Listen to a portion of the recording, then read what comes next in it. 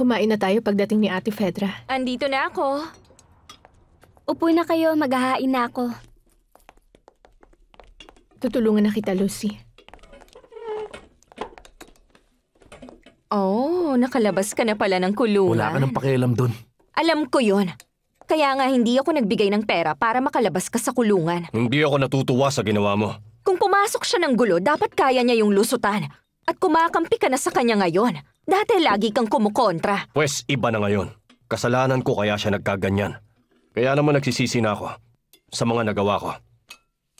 Sana'y mapatawad mo ako.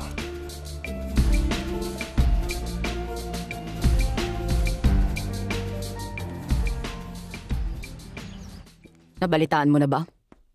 Ang alin? Wala nang kwenta ang lahat. Nakalaya na si Soledad Romero. Sa kabila ng impluwensya ng pamilya natin, hindi maaalis na mamamatay tao pa rin siya. Siguro ngayon nagsasaya na siya dahil nakalaya na siya sa kulungan. Pero sisiguraduhin kong babalik siya sa pinanggalingan niya kahit anong mangyari. Alfredo, kailangan kong makita siya. Paano natin mahahanap ang babaeng yun? Nakikinig ka ba, Alfredo? Gusto kong sumama ka sa akin sa trabaho. Sa Garibaldi? Oo, Beto. Magandang trabaho ang pagiging singer. Sigurado magugustuhan mo to at mabilis kumita dito. Hindi ako kumakanta. Matututunan mo din yan, anak. Hindi talaga kita maintindihan. May kasalanan siya pero imbis na pagalitan mo siya, ang bait mo pa sa kanya. Huwag mo kong pagsalitaan ng ganyan, Fedra. Anak ko, si Beto. Pero anak mo din naman kaming lahat. Tama na, Ate Fedra. Tama na. Kung mag-aaway kayo, aalis na ako. Mamaya na lang, Papa.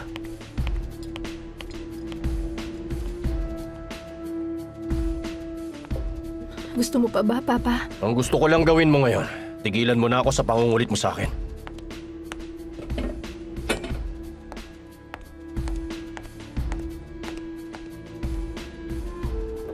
Pagod na ako sa pagsusungit niya sa atin. Nagbago siya simula nung nawala si Mama. Mahal niya tayo dati, pero ngayon hindi na. Hindi, wag mong sabihin yan, Lucy. Nag-iba lang ang pakikitungo sa atin ni Papa ngayon. Kung ituring niya tayo, parang hindi niya tayo tunay na anak. Tinatanong ko sa'yo kung paano natin mahahanap si Soledad Romero. Ayan nga ang gusto kong malaman. Pero hindi ko rin alam.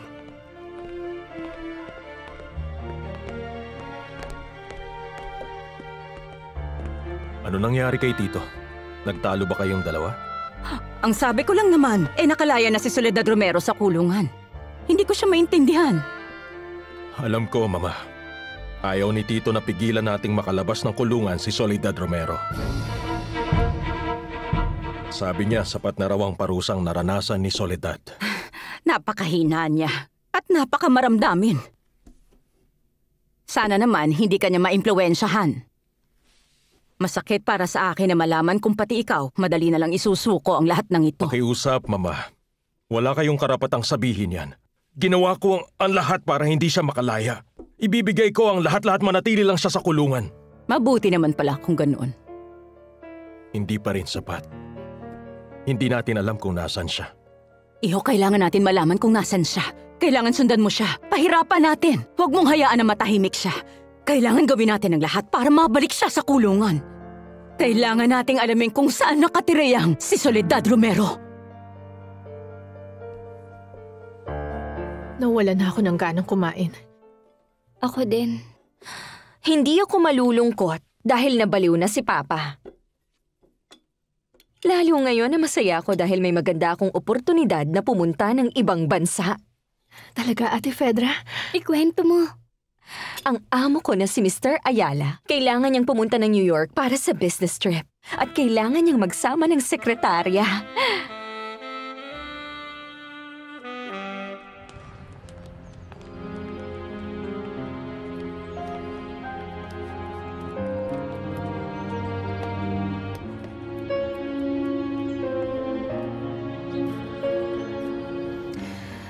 Kailangan kong gawin to. Kailangan kong pumunta doon kahit hindi nila ako kilala. Ang anak ko, kaya ko bang sabihin sa kanya ang totoo? Oh, Diyos ko naman. Tulungan niyo po ako. Pupuntahan ko ba siya? O lalayo na lang ako dito sa Mexico?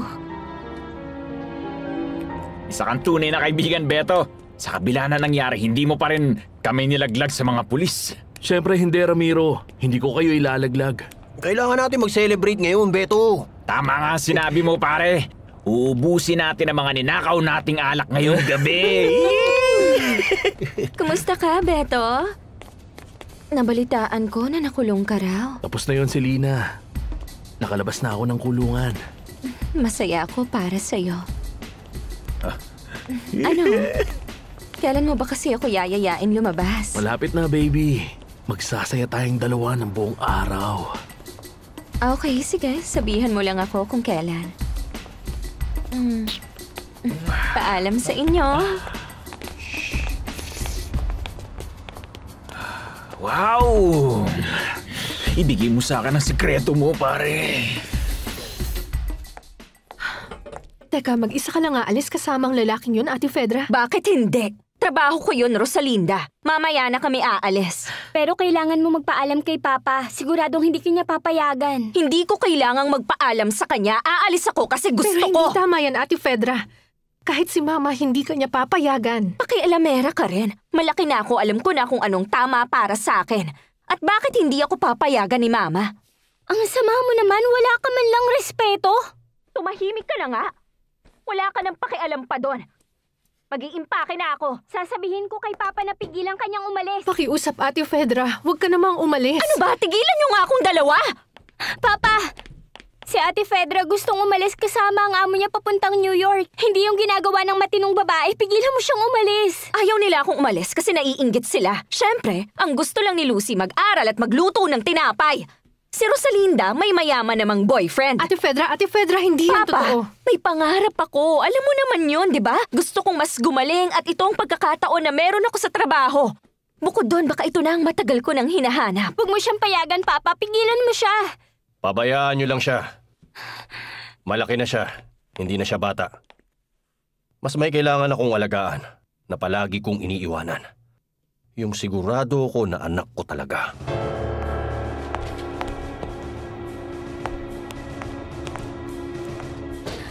Paano ba yan? Talo na kayong dalawa. Inasikaso na lahat ni Mr. Ayala ang kailangan namin sa pag-alis. Wala na kayong magagawa pa sa ayaw nyo man o sa gusto.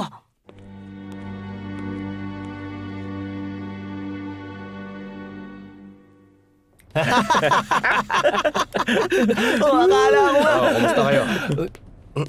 Ano, tayo na, Beto? Sige, Papa. Mamaya na lang. Sasama lang ako kay Papa sa Garibaldi. Good luck, pare. May iwan na namin kayo.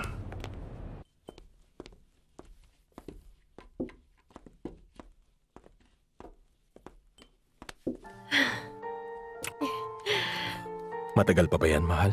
Hindi. Tapos na rin ito. Ano, alis na ba tayo? Ikaw ang bahala. Ayos na. Tara na.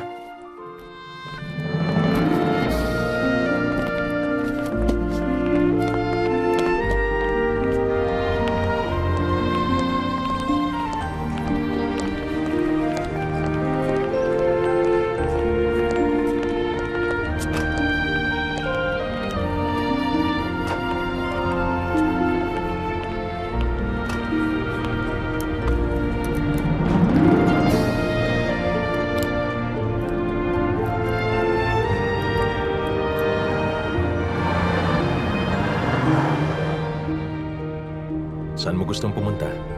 Gusto mong huminto muna tayo at mag-usap?